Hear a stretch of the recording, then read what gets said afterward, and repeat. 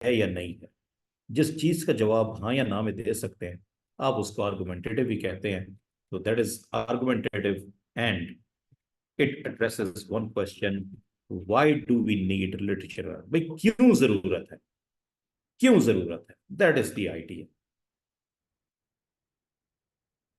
Women universities as agents of change. Women universities तब्दीली कैसे ला सकती हैं? सो एक्सपोजिटरी कैसे ला सकती हैं? How they can bring change. They can bring change bye these veg. How they can bring, कैसे ला सकती हैं, यही आपने डिस्क्राइब करना। Pakistan and the future of Kashmir cause. Pakistan और कश्मीर का मुस्तकबिल। अगेन एक्सपोजिटरी, वो मुस्तकबिल क्या है, what is the future of Kashmir cause, आपने यही बयान करना है, एक्सप्लेन करना है। Then comes polarized politics, the issues and challenges of democracy in Pakistan. So again expository है, the issues यानी कि what are the issues, challenges, what are the challenges and why are the challenges there। आप चाहें तो इसके अंदर how को भी थोड़ा सा फोकस कर सकते हैं कि उनको आपने हल कैसे कर। गो के ये ऐसे में उसने नहीं पूछा, उसने यही पूछा है what are the issues and challenges of democracy in Pakistan. Simple what address करना है। जी I am receiving the answers. Then global power dynamics and Pakistan foreign policy. Again it's expository, explain करनी है ग्लोबल पावर डायनेमिक्स क्या है और पाकिस्तान की foreign policy क्या है। Simple what. Then comes Pakistan informal economy the way forward. भाई सॉल्यूशंस आ गए, तो इनफॉर्मल इकोनॉमी क्या है और वे फॉरवर्ड हाउ, कैसे आपने आगे बढ़ना है, वो क्या है ये बयान करना है। Expository essay again expository. Then number 7 promoting tourism in Pakistan, opportunities and challenges. Again expository. भाई टूरिज्म को प्रमोट कैसे किया जा सकता है, अपॉर्चुनिटीज क्या हैं आपके पास, मौके क्या हैं एंड चैलेंजेस, और मुश्किलात कौन सी हैं। So again what are the problems and what are the challenges. How उसने नहीं पूछा, इन्हें हल कैसे करना है ये नहीं पूछा। आपकी अखलाकी जिम्मेदारी है एक पैराग्राफ में उनके हल आप चाहें तो बता सकते हैं, मगर उसने पूछा नहीं है। अच्छा जी, then comes I do not agree what you have to say but I will defend to the death what your right to say. Literary essay definitely and ये व्हाट वाई हाउ कुछ भी हो सकता है क्योंकि हर इंसान की इस पे अपनी राय होती है। दैट इज द लिटरेरी ऐसे, जिससे रिफ्लेक्टिव भी कहा जाता है, एब्स्ट्रैक्ट भी कहा जाता है। ये दो तीन मुख्तलिफ नाम है। बिल आखिर एंड में इसने जो है दो एक ही जैसे ऐसे लिखे हैं जी। So this is how I am receiving the answers through private messages. And में जो इसने एक ही लिखा है that is Pakistan ready for digital revolution. So dear student that is definitely the argumentative, that is definitely the argumentative essay. Is Pakistan ready for digital revolution? Argumentative. If it is ready, then tell me how is it ready? कैसे ये ready है, और इस पे हम बहस थोड़ी सी कर भी चुके हैं। And the last one, perhaps the favorite ones of our times as well. IMF bailouts, roads to stability or recipes for disaster. Now, dear students, मुझे बताइए अपनी साइड चूज करें। IMF के जो बेल आउट है क्या स्टेबिलिटी की तरफ लेके जाते हैं या तबाही की तरफ लेके जाते हैं? तो आपकी जगह पे कोई बड़ा इकोनॉमिस्ट बैठा होगा जो प्रो गवर्नमेंट होगा तो वो यही कहेगा जनाब स्टेबिलिटी की तरफ लेके जाते हैं, क्योंकि थाईलैंड, सिंगापुर और बाकी ममालिक की जो बेल आउट की है उन्हें स्टेबिलिटी की तरफ लेके गए हैं। मगर मेरा ताल्लुक पाकिस्तान से है, मुझे नहीं पता आयरलैंड, ग्रीस या थाईलैंड या सिंगापुर को कैसे स्टेबलाइज किया है। मुझे तो यह पता है कि पाकिस्तान को तो तबाही की तरफ ही लेके गए, जैसे श्रीलंका को ले गए, जैसे बाकी ममालिक को ले गए। तो मेरा सच ज्यादा बड़ा है। Definitely this an argumentative essay and I would go for it is a recipe for disaster, कि मुझे तो तबाही मिली है। पर रिसेंट बिजली गैस के बिल देख ले। So how is it a recipe for disaster, या वाई भी कह सकते हैं, क्यों है, कैसे है, वाई हाउ दोनों मिलते जुलते ही हैं यहाँ पे, दोनों एड्रेस आप कर सकते हैं। So dear student this is how this is how you identify the topics. जब तक टॉपिक की टाइप पता नहीं होगी, मुझे उन सवालात का आइडिया नहीं होगा कि ये डिमांड कर क्या रहा है, तब तक उस पर लिखने का फायदा नहीं है। तो टॉपिक सिलेक्शन एग्जामिनेशन के पेपर में सबसे ज्यादा जरूरी है। आपके पास 3 घंटे का जो सीएसएस का पेपर है या 2 घंटे का पीएमएस का पेपर है, पहले 15 मिनट तसल्ली से टॉपिक सिलेक्शन पे दें। टॉपिक सारे तसल्ली से पढ़ लें। बेटा 10 वाला जो है ये आर्गुमेंटेटिव है, उसने आपसे साइड पूछी है, चॉइस पूछी है कि भाई ये रोड्स टू स्टेबिलिटी हैं या तबाही का रास्ता है, बताइए इन दोनों में से क्या है। अक्सरियत ने यही बताया कि ये तबाही का रास्ता है, रोड टू स्टेबिलिटी नहीं है। आपने एक साइड चूज करनी। सो अल्लाह करे आपके दौर में वो वक्त है कि वो आपसे पूछे would you go and select police और द डीएमजी, एक साइड चूज करेंगे। तो it is a recipe for disaster. Argumentative describing how is it a recipe for disaster, ये आपने प्रूव करना है। सो पहले 15 मिनट डियर स्टूडेंट्स टॉपिक तसल्ली से पढ़े, 10 के 10 पढ़े, क्वेश्चन पेपर के ऊपर लिख लें कौन सा टॉपिक क्या डिमांड कर रहा है। उसके बाद देखें आपके पास मटेरियल किसका ज्यादा है। एक्सपोजिटरी का ज्यादा है, एक्सपोजिटरी पे लिखिए। आर्गुमेंटेटिव पे ज्यादा, आर्गुमेंटेटिव पे लिखिए। ये डिपेंड करता है आपके नॉलेज पे। और अगर आप लिटरेचर के स्टूडेंट और खुशकिस्मती से लिटरेचर पे अगर आपकी कमांड है और रेलिवेंट टॉपिक आ जाता है, तो लिटरेचर पे लिटरेरी एसे लिखिए। It all depends upon your preparation and your material that you have prepared as your content. जी मिसेस नदीम, एक्सपोजिटरी और लिटरेरी ऐसे में टेक्निकली कोई फर्क नहीं होता, दोनों में एक्सप्लेन ही करना होता है। मगर लिटरेरी ऐसे का मसला यह है, तो इंटरप्रेट करेंगे आप, टॉपिक को इंटरप्रेट करेंगे कि वो पूछ क्या रहा है। तो यहां पे बेटा ये पूछ क्या रहा है, I do not agree what you have to say, but I will defend to the death your right to say. This is what we call freedom of expression. सीधा सीधा पूछ सकता था, उसने कोई नहीं पूछा फ्रीडम ऑफ एक्सप्रेशन ये राइट है या नहीं, फंडामेंटल राइट है या नहीं, मगर उसने उल्टा घुमा के पूछा है कि जनाब आप जो कहना चाहते हैं कह सकते हैं, मेरा उससे एग्री करना जरूरी नहीं है, मगर आपके कहने का हक, बोलने का हक, मैं इसको डिफेंड करूंगा। This is what we call freedom of expression. तो पहले लिटरेरी एसे को इंटरप्रेट करें, उसके बाद फिर लिखना शुरू करें, तो फिर तो ये एक्सपोजिटरी हो जाएगा। जी Mrs Nadeem, you got my point. बेटा Tayyaba, abstract essay, literary essay, reflective essay, एक ही चीजों के 3 नाम हैं, एक ही चीजों के 3 नाम। बॉयज विल बी बॉयज बेटा, ये एक्सपोजिटरी ऐसे ही है, लड़के लड़के ही होते हैं। ठीक है जी, जहां पे लड़कियां केयरिंग होती हैं लड़के डेयरिंग होते हैं, जहां पे लड़कियां प्रोटेक्टिव होते हैं लड़के एडवेंचरस होते हैं, जहां पे लड़कियां इमोशनल होते हैं लड़के जो हैं वो प्रैक्टिकल बहुत ज्यादा होते हैं। ठीक है, तो जाहिर है दोनों की खसलत, दोनों की नेचर डिफरेंट है। जहां पे वो फिजिकली स्ट्रांग है, हो सकता है दूसरी मेंटली स्ट्रांग हो। सो एक्सप्लेन करना है आपने। बेटा 8वां टॉपिक, चूंकि आपका बैकग्राउंड लिटरेचर से नहीं है, आपके लिए समझना भी डेफिनेटली मुश्किल है, इसीलिए मैंने कहा जिसका बैकग्राउंड लिटरेचर से हो इसको वो पिक करे। आप अपने सब्जेक्ट, अपनी डिग्री, अपने नॉलेज के हिसाब से टॉपिक की सिलेक्शन करते हैं। तो जिसने इकोनॉमी पे अच्छी गिरफ्त रखी है, तो वो informal economy the way forward इसकी तरफ जाएगा, या IMF bailouts recipes of disaster. जिसका सोशल साइंसेस का बैकग्राउंड है, घूमता फिरता है वो, या थोड़े बहुत इस एस्पेक्ट को देखता है, टूरिज्म इन पाकिस्तान की तरफ जाएगा। जो इंटरनेशनल रिलेशन पॉलिटिक्स का स्टूडेंट है, वो जाएगा पोलराइज पॉलिटिक्स की तरफ, क्योंकि उसने इस पे ज्यादा पढ़ा है। Democracy, challenges of democracy in Pakistan, history का students Pakistan and future of Kashmir cause.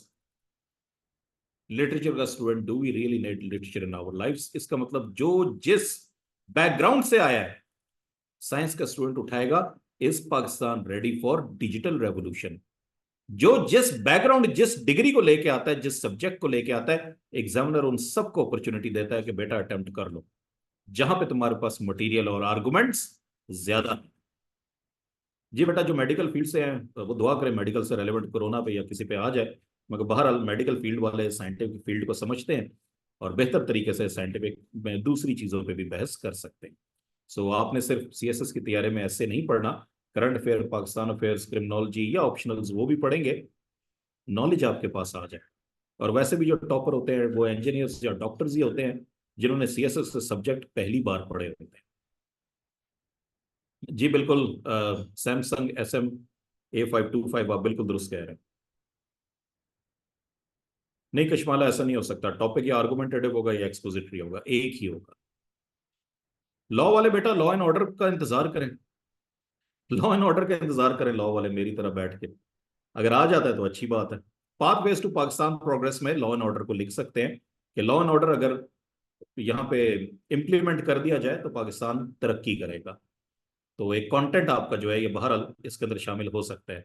Engineers digital revolution की बात करें कि इंफ्रास्ट्रक्चर ठीक नहीं है पाकिस्तान में, पाकिस्तान डिजिटल रेवोल्यूशन के लिए रेडी नहीं है।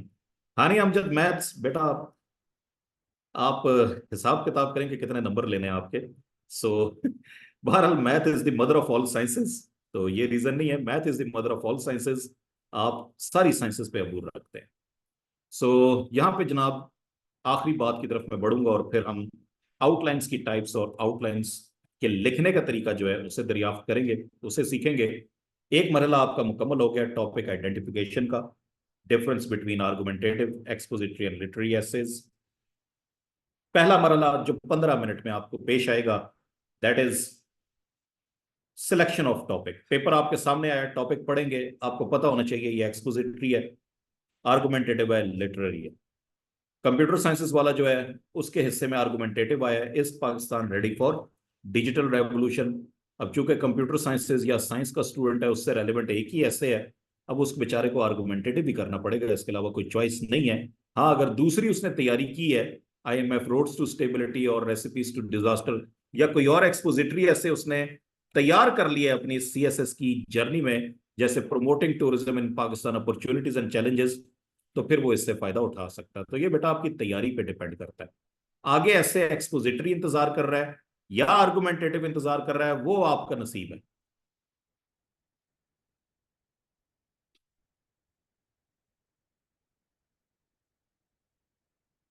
किरण, आपके सवाल का जवाब ये है कि जब आप कोर्स प्रिपेयर करेंगे आपका ये मसला हल हो जाए। अच्छा जी, अब आ जाए बेटा आखिरी बात की तरफ जहां पे ये मैं डिबेट जो है खत्म करता हूँ। कीवर्ड्स, हमने ऐसे के टॉपिक्स पढ़े मगर कीवर्ड्स को कभी इग्नोर नहीं करना।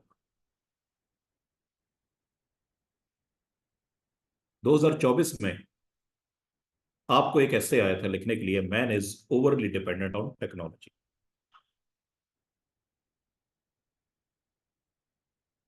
मैं यही अर्ज कर रहा हूं कि ऐसे में एक तो टॉपिक होता है मगर उसके अंदर कुछ की वर्ड्स भी होते हैं।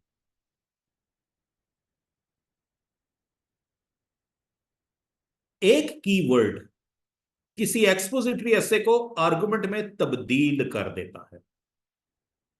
जी मिसेस नदीम, ये सेशन आप मेरे साथ ही लेंगे। सोहेल, बिगिनिंग लेवल पे ही बेटा मैं लेके जा रहा हूँ, पहले हमने बहुत बिगिनर्स लेवल पे ही जो है गुफ्तगू शुरू की है। अगर इसमें से कोई कंफ्यूजन है तो आप पूछ सकते हैं। मैं बहुत स्लोली जा रहा हूँ, स्टेप बाय स्टेप जा रहा हूँ और सारा फॉर्मेट साथ लेके जा रहा हूँ। सो अगर कोई कंफ्यूजन हुई तो आप मुझे बताइएगा। अच्छा जी, सो डियर स्टूडेंट्स, आखिरी बात मैं कर रहा हूं किसकी, टॉपिक की, कीवर्ड की। ये जो कीवर्ड है ये क्या हो, keywords.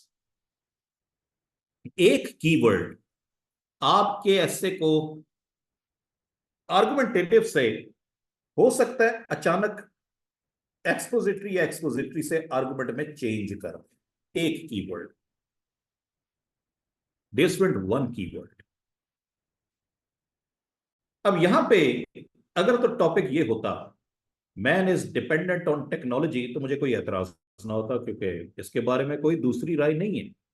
Man is dependent on technology, कोई भी इस शख्स से इनकार, कोई शख्स इस हकीकत से इनकार नहीं कर सकता कि man is not dependent on technology. हर शख्स जवान है या बूढ़ा है वो टेक्नोलॉजी पे डिपेंडेंट है। ये एक्सपोजिटरी ऐसे है, मगर इसके अंदर उसने एक वर्ड का इजाफा करके सारी डायमेंशन चेंज कर दी और इसको आर्गुमेंटेटिव में कन्वर्ट कर दिया। And that is the biggest art, that word is man is overly dependent on technology, कि इंसान हद से ज्यादा टेक्नोलॉजी पे डिपेंडेंट है। सारी कहानी जो है आपकी यहां पे तब्दील हो जाती है। Man is overly dependent on technology.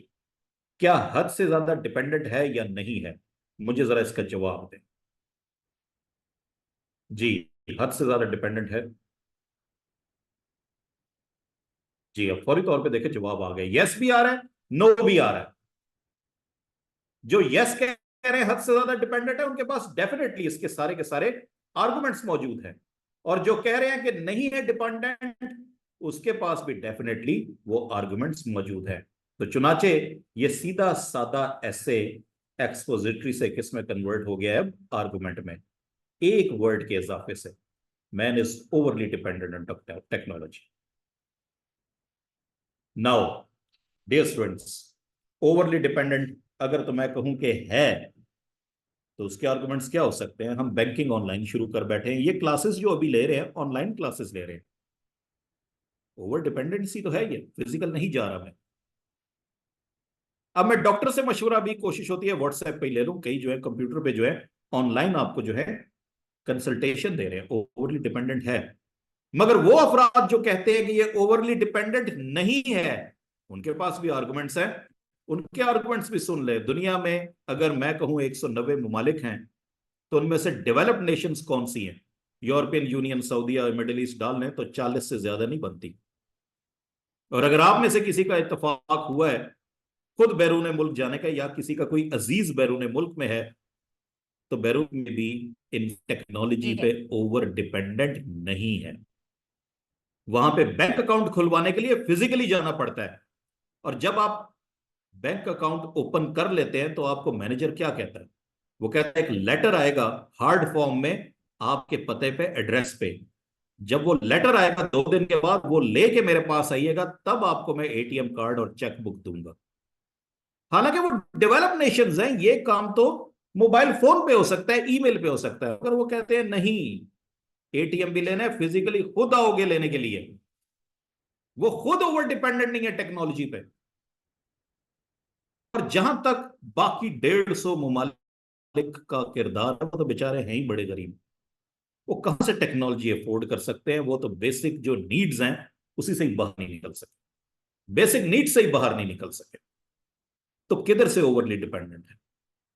सो दोनों तरफ आर्गुमेंट्स बनते हैं। और कहने का मकसद क्या था? कहने का मकसद क्या था कि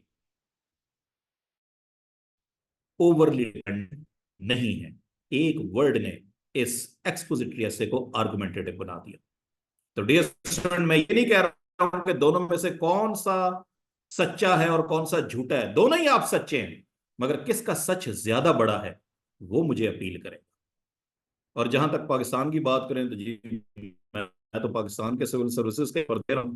तो जहां तक ये जो थर्ड वर्ल्ड और स्पेसिफिकली पाकिस्तान हरगिज ओवरली डिपेंडेंट नहीं है।